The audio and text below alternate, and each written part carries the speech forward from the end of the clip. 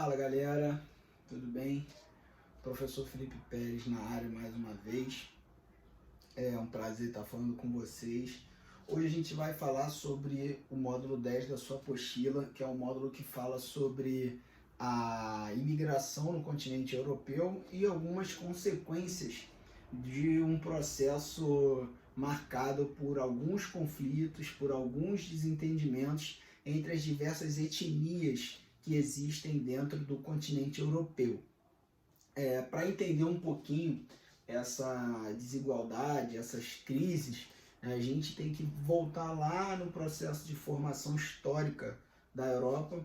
A gente lembra que a Europa, desde a expansão marítima, lá no século XVI, adotou uma postura bastante imperialista com relação ao restante do globo. Então a Europa dominou terras, os países europeus levaram riquezas de outros países. Os países europeus, eles mataram, dizimaram populações nativas dos outros países e foram acumulando riqueza, foram acumulando ouro, foram acumulando capital de todos os países que eles colonizavam.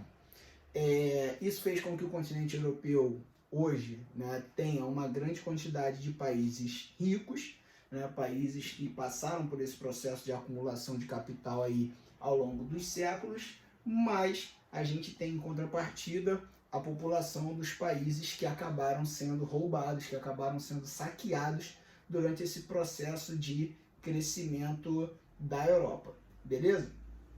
E aí, pessoal, a gente começa a ver o seguinte: apesar de todo o desenvolvimento da maior parte dos países no continente europeu, isso não quer dizer que eles não vão ter problemas. Hoje, um dos grandes problemas para os países desenvolvidos na Europa, por exemplo, é a falta da mão de obra. E por que falta mão de obra? Porque faltam jovens e adultos.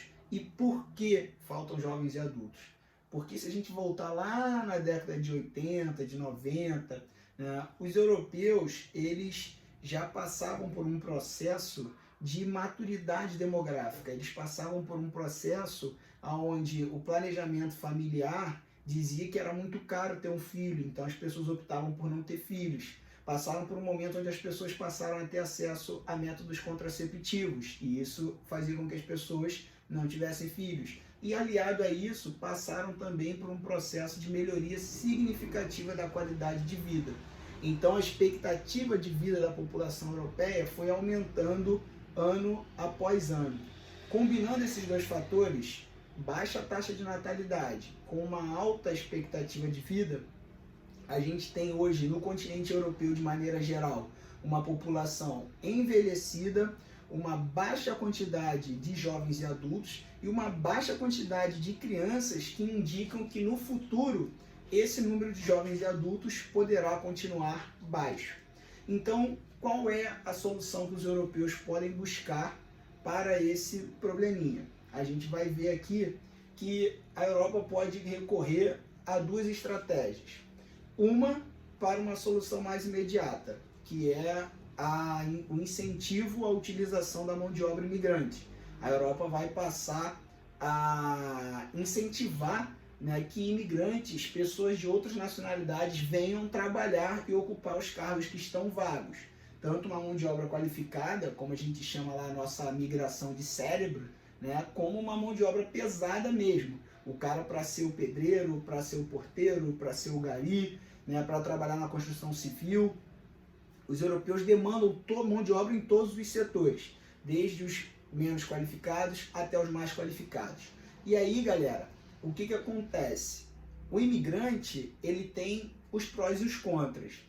Por quê?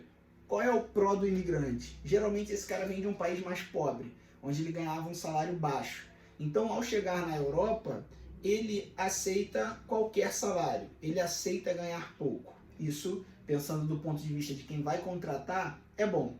Agora, qual é o lado negativo desse cara? O lado negativo para os europeus desse cara, desse imigrante, é que o imigrante, quando ele chega na Europa, ele traz uma outra crença, ele traz um outro idioma, ele traz outros hábitos culturais, outro tipo de música que ele gosta de ouvir, ele gosta de se vestir de uma outra maneira, Então isso começa a causar uma certa aversão, uma certa repulsa nos europeus. Isso é o que a gente vai chamar, né, do surgimento, do crescimento do sentimento xenofóbico, da xenofobia. Então, o imigrante ele é bom porque ele é barato, mas ele é ruim porque ele só não vem trabalhar e vai embora, ele fica. Então, ele traz os hábitos culturais dele que eu não quero que se misturem aos meus. Qual é a outra solução, então? Os europeus passaram a pensar no incentivo à natalidade. Eu vou convencer os casais europeus a terem cada vez mais filhos. Eu vou incentivar as pessoas a fazerem filhos. De que maneira? Ora, uma das coisas que pesa hoje na decisão das pessoas terem filhos ou não, é justamente o fato de ter filho ser caro, concorda? Estudos divulgados no Brasil no ano passado, por exemplo, no Brasil, mostra que para você criar um filho do 0 aos 23 anos, pagando lá tudo que você achar que seu filho merece, viagem, escola, alimentação, curso, mesada, enfim, um filho no Brasil pode custar cerca de 2 milhões de reais para você criar um filho ali do 0 aos 23 anos. Então, é muito caro. E aí o que o governo faz? Ele começa a acenar com a possibilidade de pagar uma parte dessa conta para os europeus. Por exemplo, com bolsas que permitem com que os europeus recebam auxílio de até 3 mil reais enquanto a criança não completar 3 anos de idade. Então, do 0 aos 3 anos, todo mês, o governo vai te dar uma mesada de 3 mil reais para você criar o seu filho. Então, dessa maneira, eu começo a tentar incentivar os europeus a fazerem filhos, né, para que eu tenha mais cidadãos europeus e que eu não precise do imigrante no futuro, beleza? Vamos ver aqui mais algumas nuances de características que a Europa traz para a gente. Ó, aqui é a crise migratória e aqui, ó, uma breve introdução sobre justamente essa questão da Europa ser muito heterogênea, justamente pelo fato da Europa ter uma miscigenação grande de povos por conta desse processo de colonização, por conta desse processo imperialista que a gente falou. A Europa, a imigração na Europa, ela vai mudar um pouquinho de figura, gente. Entre os anos 70 e 80, a gente tinha uma migração na Europa de países europeus mesmo. Então, assim, Grécia, Portugal, Espanha, países com uma instabilidade econômica maior, né, tinham pessoas saindo desses países e migrando para países mais estáveis, como a Inglaterra, como a Alemanha. Tá? Então, na década de 70 e 80, essa era uma característica da migração na Europa. A partir dos anos 90 e 2000 até os dias atuais, essa migração ela vai mudar de característica. A gente vai começar a ter uma maior chegada dos latino-americanos, uma maior chegada dos africanos e dos orientais. Tá? Então, essa chegada de não-europeus é que vai intensificar ainda mais os sentimentos xenofóbicos na Europa.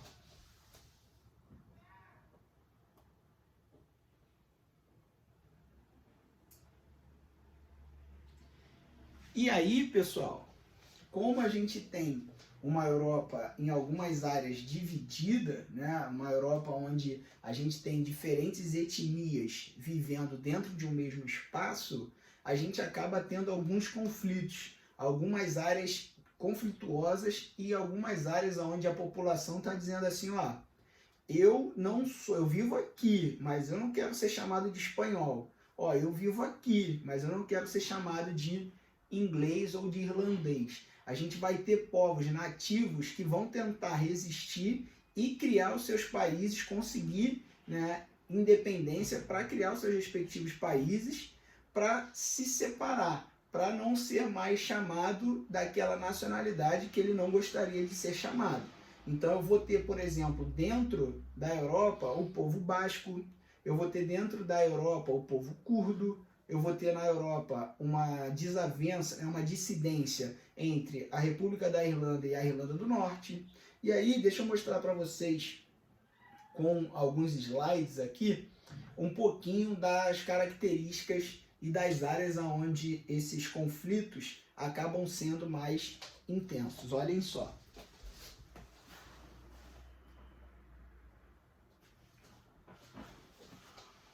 Bom, a Espanha ela tem duas principais questões envolvendo disputa étnica. Uma é com a galera do povo basco e outra com a Catalunha. O País Basco ele é formado por uma população que não reconhece o rei da Espanha como seu principal líder. Ele é formado por uma população que tem um dialeto lá, o catalão, com algumas diferenças, né, do espanhol. O povo basco, ele tenta a independência, ele não quer ser parte da Espanha, ele não quer ser parte da França, né? Ele, se você for ver aqui, ó, comigo, você vai ver que o País Basco, ele fica na fronteira do norte da Espanha com o sul da França. Ele não quer ser francês e nem quer ser espanhol, ele quer justamente separar esse território aqui, ó, e criar o território, o País Basco. Por quê? Porque essa galera, a gente tem ali uma corrente socialista ainda, a gente tem ali pessoas que, como eu falei, não reconhecem o rei da Espanha como a principal figura política, e nesse contexto a gente vai ter o surgimento do ETA, que é um grupo terrorista que vai lutar pelas suas causas com atentados, com bombas em praças públicas, atropelamentos em massa, tiroteio no metrô, né? Todas essas táticas que provocam pavor, que chamam a atenção do mundo para uma causa. E aí o povo basco vai fazer isso através do ETA, tá? Essa é uma característica que já a Catalunha não vai ter. A Catalunha é onde fica, por exemplo, né, a cidade de Barcelona, uma das principais da Espanha, e a Catalunha também tem uma população que está buscando aí a independência. A Catalunha também tem uma população que está querendo se separar do território espanhol. Você teve um referendo, né, a população indo às urnas para votar quem era a favor e quem era contra a separação do território da Catalunha do território espanhol. Isso acabou gerando desentendimentos dentro da própria seleção espanhola de futebol, né? Para quem gosta de futebol aí, o Piqué, ele joga no Barcelona e ele é dessa região da Catalunha, e ele falou assim, olha, eu acho o referendo válido, que a vontade da população seja feita. E alguns jogadores da seleção espanhola, entre eles, por exemplo, o Sérgio Ramos, que é zagueiro do Real Madrid, né, não concordavam com isso, e aí começaram até a isolar o Piqué. O Piqué ficou ameaçado de nem ser convocado para a seleção espanhola mais. Por quê? Porque a Espanha jamais quer perder a Catalunha, jamais quer separar Barcelona do restante do continente, do restante do país, porque Barcelona é a segunda maior cidade da Espanha em número de PIB, em número de atrações turísticas. Então, a Espanha não tem intenção de perder Barcelona, mas o povo da Catalunha quer se separar da Espanha por acreditar que a Catalunha deve ser um país e a Espanha deve ser outro. A diferença da Catalunha para o povo basco é que na luta dos catalães, a gente não tem um grupo terrorista, uma célula radical, como o povo basco tem o ETA, tá? Atualmente, o ETA encontra-se desativado, pessoal. O ETA, desde 2012, eles assumiram um caráter de uma promessa, né, de não provocar atentados terroristas, enquanto o governo espanhol aceitar negociar com eles, tá? Por enquanto, então, o ETA não tem mais provocado atentado terrorista desde 2012. Seguindo aqui, ó, algumas informações de quando o ETA era radical mesmo, ó. Notícia do El País, uma bomba do ETA causa 15 mortes e 35 feridos em grandes centros de Barcelona. Aqui você tem uma foto de um comunicado, né, feito pelas lideranças do ETA, os rostos encapuzados e tudo mais, para justamente, né, não serem pegos, já que o terrorismo é considerado crime. A região da Catalunha, na Espanha, no dia do plebiscito, repara como os catalães estavam inflamados para como a votação, a possibilidade de se tornarem independentes da Espanha realmente mexeu com a população da Catalunha. A população foi às ruas, foi às urnas, votou pela separação da Espanha, porém o governo espanhol disse o seguinte: olha, nós não reconhecemos esse referendo. A Catalunha continua pertencendo à Espanha, não tem essa de independência, podem sossegando aí no cantinho de vocês, que a Espanha não vai aceitar. E aí começa mais uma disputa entre Catalunha e Espanha, Catalunha querendo a independência, Espanha não querendo dar, e uma disputa e um desgaste, um desdobramento geopolítico dentro da Europa. Isso vai atingir vários setores da sociedade na Espanha, inclusive o futebol. Olha essa notícia que está aí na sua apostila. Deixa eu colocar aqui. Cadê a sua apostila? Aqui.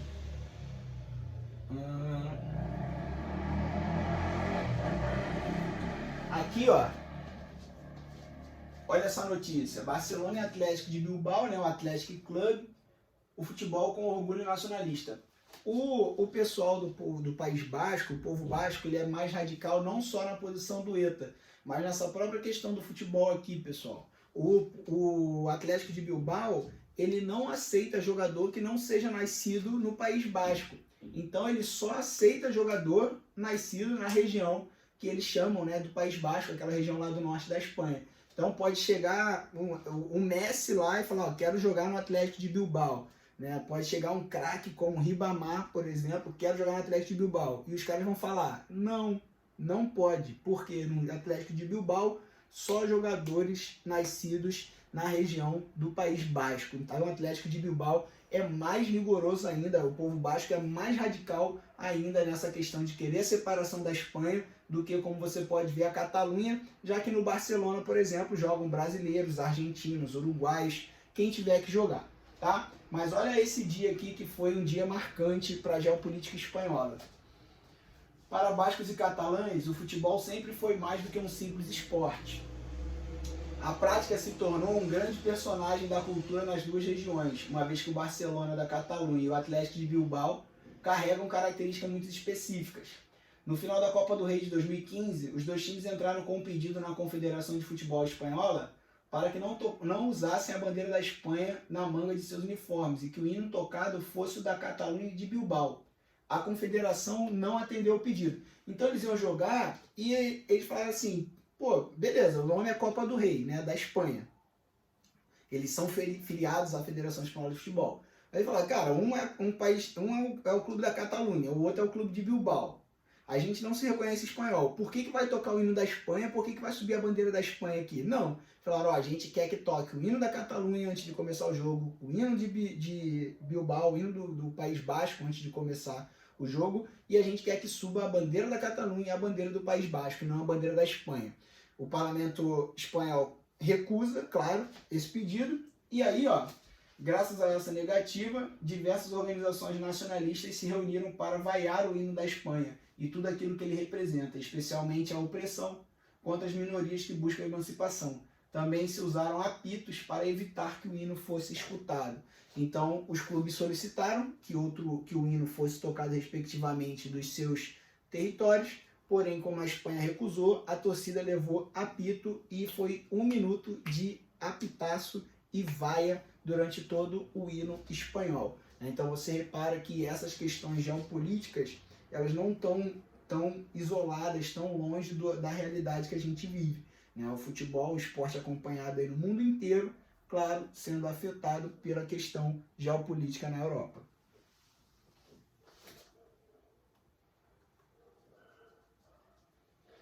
Aqui, ó, sua apostila também traz o caso da Irlanda, que é um caso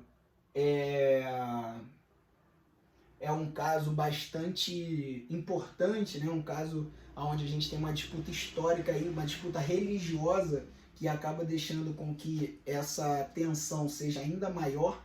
A gente tem a Irlanda dividida em Irlanda do Norte, os Ulster, que é a parte do Reino Unido e tem a maior parte da população protestante, e a República da Irlanda, ou Eire, que é independente do Reino Unido e de maioria católica. Ó, na Irlanda do Norte, a minoria católica, 40%, buscou por anos a independência de Ulster do Reino Unido, mas sem sucesso. Então, a Irlanda do Norte, ela é uma parte do Reino Unido e ela tem 60% da população protestante. A República da Irlanda é de maioria católica e é independente do Reino Unido. Sendo que a população católica que vive nessa parte da Irlanda, né, da Irlanda do Norte, que é afiliada ao Reino Unido, queria também a independência desse pedaço da Irlanda. Fala assim, pô, a gente é católico, a gente vive na Irlanda do Norte, mas a gente quer a independência também, a gente quer viver igual o povo da República da Irlanda. E, claro, o Reino Unido não vai aceitar essa independência, a maioria protestante não vai aceitar essa independência, e a gente vai ter uma série de conflitos envolvendo essa questão geopolítica.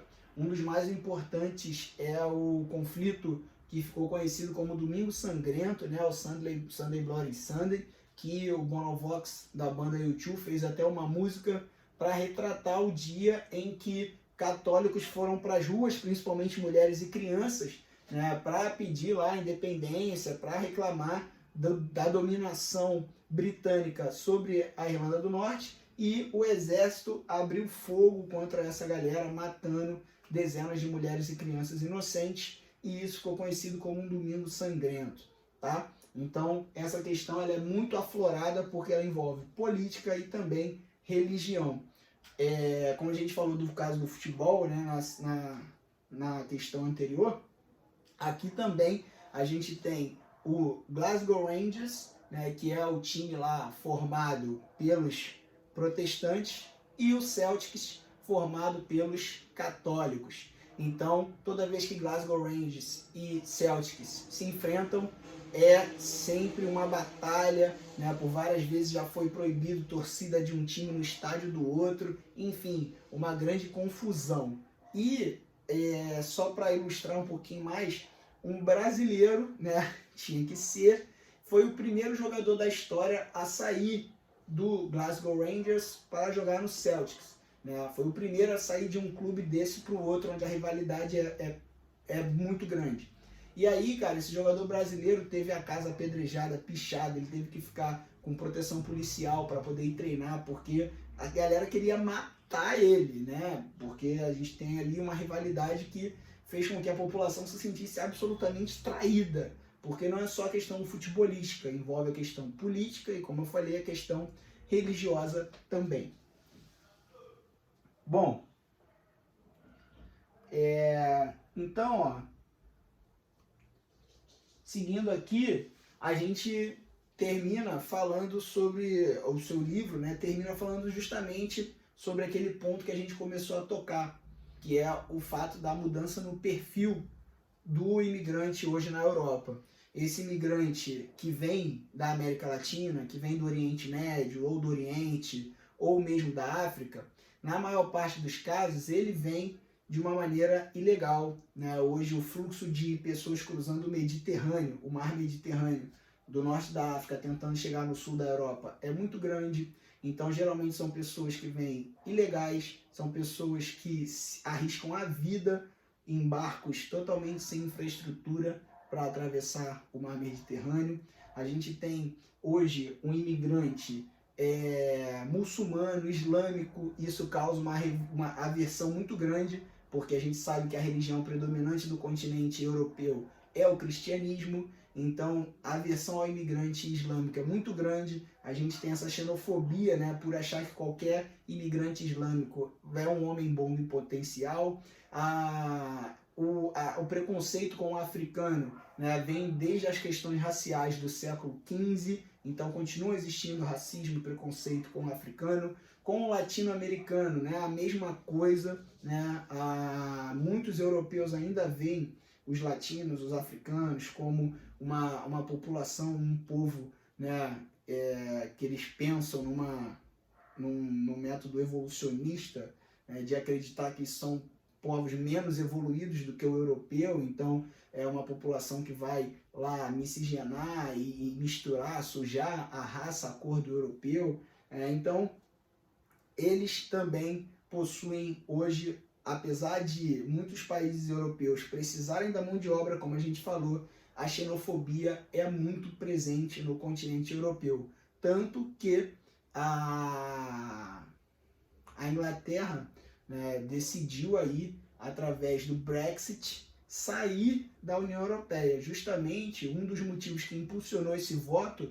foi porque a União Europeia acenava com uma política de tentar receber, né, a maior parte desses imigrantes que se arriscam para cruzar o Mediterrâneo, e a Inglaterra falando, não, nada disso, a gente não quer africano, a gente não quer latino-americano, a gente não quer oriental, a gente quer responder qual imigrante a gente vai receber. Se a União Europeia quer receber qualquer imigrante, então a gente vai sair da União Europeia.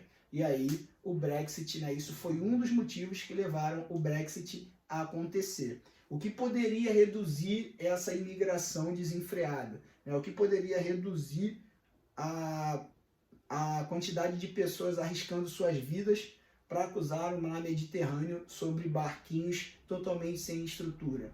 A gente poderia ter programas, né, desenvolvidos até mesmo por empresas, por multinacionais ou pelos estados, pelos governos europeus, né, nesses países subdesenvolvidos, para que essa galera tenha emprego no seu próprio país, para que a qualidade de vida dessas pessoas melhore no seu próprio país e assim elas não precisem arriscar a vida para tentar chegar na Europa, tudo bem? Então, a imigração é uma questão muito complexa, é uma questão bastante complicada que o continente europeu vive hoje, os Estados Unidos vive hoje, mas que, sem dúvida nenhuma, isso não começou nos dias atuais. A explicação para essas desigualdades socioeconômicas que acabam impulsionando o movimento de imigração, elas vêm lá do século XV, XVI, né? Desde quando a Europa e depois os Estados Unidos começaram com essa política imperialista de enriquecer às custas da desigualdade, de enriquecer às custas da exploração dos países considerados subdesenvolvidos. Tudo bem? Então, dito isso, você está pronto aí para fazer todos esses exercícios do módulo 10. Valeu? Dúvidas a gente tira lá na live, né, durante a semana, e nos vemos no próximo vídeo do próximo módulo. Um beijo, se cuidem, tchau, tchau.